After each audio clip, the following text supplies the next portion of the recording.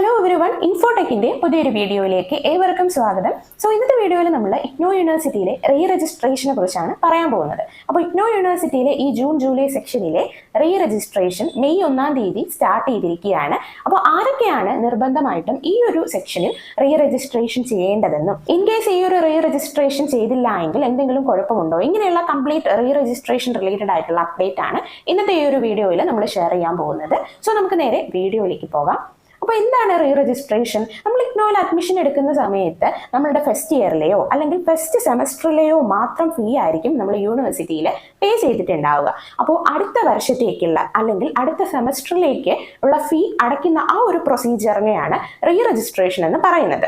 BA English, MA English, BCom ഇതുപോലുള്ള year vice programmes എടുത്ത students admission ടൈമിൽ ഒരു വർഷത്തേക്കുള്ള ഫീ മാത്രമായിരിക്കും പേ ചെയ്തിട്ടുണ്ടാവുക. ഇനി സെമസ്റ്റർ വൈസ് പ്രോഗ്രാംസ് പോലുള്ള BCA, MCA, MBA പോലുള്ള സെം വൈസ് പ്രോഗ്രാംസ് എടുത്തിട്ടുള്ള സ്റ്റുഡൻസ് ആദ്യത്തെ ഫസ്റ്റ് സെമ്മിലെ 6 മാസത്തേക്കുള്ള ആ ഒരു ഫീ മാത്രമായിരിക്കും യൂണിവേഴ്സിറ്റിയിൽ പേ ചെയ്തിട്ടുണ്ടാവുക. അപ്പോൾ സെമസ്റ്റർ വൈസ് പ്രോഗ്രാംസ് എടുത്ത സ്റ്റുഡൻസ് ഓരോ 6 മാസം കൂടുമ്പോഴും, ഇയർ വൈസ് പ്രോഗ്രാംസ് എടുത്തിട്ടുള്ള സ്റ്റുഡൻസ് ഓരോ വർഷം കൂടുമ്പോഴും റീ രജിസ്ട്രേഷൻ ചെയ്യേണ്ടതാണ്. അപ്പോൾ ഓരോ വർഷത്തേക്കുള്ള അല്ലെങ്കിൽ അടുത്ത സെമസ്റ്ററിലേക്ക് ഫീ അടച്ച് നമ്മളുടെ അഡ്മിഷൻ പുതുക്കുന്ന ആ ഒരു പ്രൊസീജിയറിനെയാണ് റീ രജിസ്ട്രേഷൻ എന്ന് പറയുന്നത്. അപ്പോൾ നമ്മൾ പറഞ്ഞു മെയ് 1 തീയതി ഇത്തവണത്തെ റീ രജിസ്ട്രേഷൻ സ്റ്റാർട്ട് ചെയ്തിട്ടുണ്ടെന്ന്. അപ്പോൾ ഒരുപാട് പേർക്ക് സംശയം ഉണ്ടാവും, ഇതിൽ ആർക്കൊക്കെ ചെയ്യണം, ഇപ്പോൾ ഏത് സെക്ഷനിൽ അഡ്മിഷൻ എടുത്ത സ്റ്റുഡൻസ് ആണ് ഈ ഒരു തവണ റീ രജിസ്ട്രേഷൻ ചെയ്യേണ്ടതെന്ന്. അപ്പോൾ അതാണ് നമ്മൾ ഇനി നെക്സ്റ്റ് പറയാൻ പോകുന്നത്. അപ്പോൾ ആർക്കൊക്കെ ഈ ഒരു റീ രജിസ്ട്രേഷൻ ഇപ്പോൾ ചെയ്യാമെന്നുള്ളത് നമ്മൾ ഓരോ കാറ്റഗറി ആയിട്ട് പറഞ്ഞുതരാം.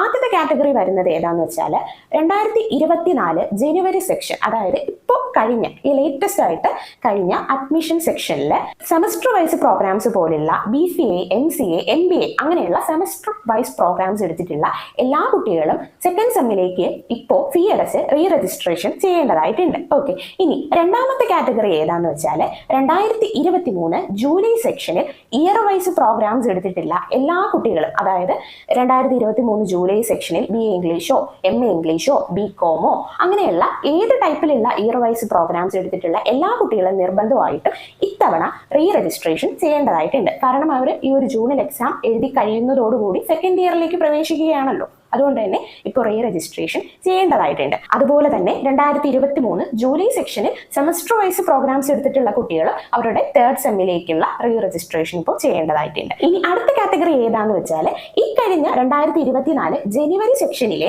റീ രജിസ്ട്രേഷൻ സമയത്ത് രജിസ്റ്റർ ചെയ്യേണ്ട കുറച്ച് കുട്ടികൾ ഉണ്ടായിരുന്നു കാണുമല്ലോ. പക്ഷെ എന്തെങ്കിലും സാഹചര്യം കാരണം നിങ്ങൾക്ക് ജനുവരിയിൽ റീ രജിസ്ട്രേഷൻ ചെയ്യാൻ പറ്റിയില്ല എങ്കിൽ ആ കുട്ടികൾക്ക് മുമ്പുള്ള റീ രജിസ്ട്രേഷൻ സ്കിപ്പായ എല്ലാ കുട്ടികൾക്കും ഇത്തവണ റീ രജിസ്ട്രേഷൻ ചെയ്ത് നിങ്ങളുടെ അഡ്മിഷൻ പുതുക്കാവുന്നതാണ്. അപ്പോൾ ഇത്രയും കാറ്റഗറിയിൽ വരുന്ന സ്റ്റുഡൻസ് ആണ് ഇപ്പോൾ റീ രജിസ്ട്രേഷൻ ചെയ്യേണ്ടത്. അപ്പോൾ റീ രജിസ്ട്രേഷൻ പോർട്ടൽ ഓപ്പൺ ആയിട്ടുള്ളത് മെയ് 1 തീയതി തൊട്ടാണ്.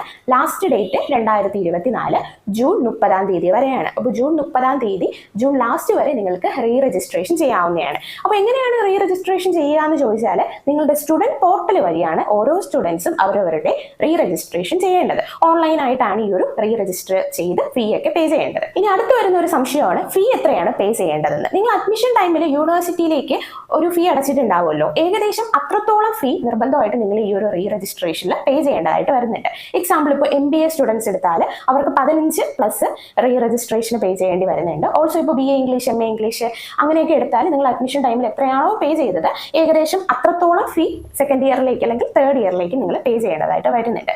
ഈ ഫീയുടെ കാര്യത്തിൽ ഒരു വ്യത്യാസം വരുന്നത് എന്താണെന്ന് വെച്ചാൽ നിങ്ങൾക്ക് റീ രജിസ്ട്രേഷൻ ചെയ്യുന്ന സമയത്ത് ടെക്സ്റ്റ് ബുക്ക് വേണം വേണ്ട എന്ന് 2 ടൈപ്പ് ഓപ്ഷൻ വരുന്നുണ്ട്. അപ്പോൾ ടെക്സ്റ്റ് ബുക്ക് വേണമെങ്കിൽ നിങ്ങൾ ആ ഒരു അഡ്മിഷൻ ടൈമിൽ അടച്ച അത്രത്തോളം ഒരു ഫീ സെക്കൻഡ് ഇയർ അല്ലെങ്കിൽ സെക്കൻഡ് സെമ്മിൽ പേ ചെയ്യേണ്ടി വരും. ഇൻ കേസ് നിങ്ങൾ ഇഗ്നോയുടെ ടെക്സ്റ്റ് ബുക്ക് ഇല്ലാതെയാണ് റീ രജിസ്ട്രേഷൻ ചെയ്യുന്നതെങ്കിൽ നിങ്ങൾക്ക് 15% ഫീ ഇളവ് കിട്ടുന്നതാണ്. അപ്പോൾ ഫസ്റ്റ് ഇയറിൽ അല്ലെങ്കിൽ ഫസ്റ്റ് സെമ്മിലെ ടെക്സ്റ്റ് ബുക്ക് ഒക്കെ ഇഗ്നോയിൽ നിന്ന് മേടിച്ചിട്ട് നിങ്ങൾക്ക് ഒരു എക്സ്പീരിയൻസ് ഉണ്ടാവുമല്ലോ. ചില കുട്ടികളുടെ ടെക്സ്റ്റ് ബുക്ക് അല്ലാതെ ഇപ്പോൾ ഗൈഡ് ബുക്സ് ഒക്കെ യൂസ് ചെയ്തായിരിക്കാം പഠിച്ചത്. അപ്പോൾ അങ്ങനെയുള്ള കുട്ടികൾക്ക് മേ ബി ഇഗ്നോയുടെ ടെക്സ്റ്റ് ബുക്ക് വേണ്ടി വരില്ല. അപ്പോൾ അവരൊക്കെ ടെക്സ്റ്റ് ബുക്ക് ഇല്ലാതെ റീ രജിസ്ട്രേഷൻ ചെയ്താലും മതി. എന്തായാലും നിങ്ങളുടെ ഇഷ്ടപ്രകാരം അത് ചൂസ് ചെയ്യുക കേട്ടോ. നമ്മൾ ഇഗ്നോയിൽ അഡ്മിഷൻ എടുക്കുന്നത് പോലെ തന്നെ വളരെ വളരെ പ്രധാനപ്പെട്ട ഒരു പ്രൊസീജിയറാണ് റീ രജിസ്ട്രേഷൻ രജിസ്ട്രേഷൻ. അതുകൊണ്ട് റീ രജിസ്ട്രേഷൻ ചെയ്യുന്ന സമയത്ത് വളരെ ശ്രദ്ധാപൂർവ്വം ഓരോ കോഴ്സുകൾ, ഇപ്പോൾ ഇലക്ടീവ് സബ്ജക്റ്റ് ഒക്കെ സെലക്ട് ചെയ്യാനുണ്ടെങ്കിൽ എല്ലാം വളരെ ശ്രദ്ധിച്ച് തന്നെ നിങ്ങൾ റീ രജിസ്ട്രേഷൻ ചെയ്യാനായിട്ട് നോക്കുക കേട്ടോ. ഇൻ കേസ് നിങ്ങൾക്ക് റീ രജിസ്ട്രേഷൻ ചെയ്യുന്ന കാര്യത്തിൽ എന്തെങ്കിലും സംശയങ്ങൾ ഉണ്ടെങ്കിൽ വീഡിയോയിൽ കാണുന്ന വാട്സ്ആപ്പ് നമ്പറിൽ നമ്മൾ വാട്സ്ആപ്പ് ത്രൂ കോൺടാക്ട് ചെയ്യാവുന്നതാണ് കേട്ടോ. കാരണം നമ്മൾ റീ രജിസ്ട്രേഷൻ ചെയ്ത് കൊടുക്കുന്നുണ്ട്, ഓൺലൈനായിട്ട് ചെയ്ത് കൊടുക്കുന്നുണ്ട്. സോ താല്പര്യമുള്ള കുട്ടിക്ക്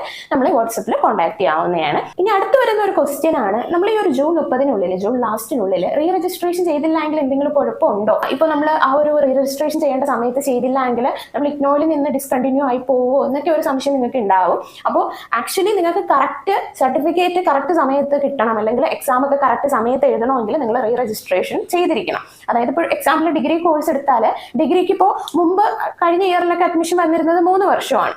അപ്പോൾ 3 വർഷം കൊണ്ട് നിങ്ങൾക്ക് എക്സാംസ് ഒക്കെ എഴുതി കംപ്ലീറ്റ് ചെയ്ത് സർട്ടിഫിക്കറ്റ് കിട്ടണമെങ്കിൽ റീ രജിസ്ട്രേഷൻ ഓരോ വർഷം കൂടുമ്പോഴേ ചെയ്താലേ നിങ്ങൾക്ക് ആ ഒരു സർട്ടിഫിക്കറ്റ് 3 വർഷം കൊണ്ടൊക്കെ കിട്ടുള്ളൂ. കാരണം നിങ്ങളിപ്പോൾ സെക്കൻഡ് ഇയറിലേക്ക് അല്ലെങ്കിൽ സെക്കൻഡ് സെമ്മിലേക്ക് റീ രജിസ്ട്രേഷൻ ചെയ്താലേ അതിൻ്റെ എക്സാംസും അസൈൻമെന്റ് ഒക്കെ സബ്മിറ്റ് ചെയ്യാൻ പറ്റുള്ളൂ.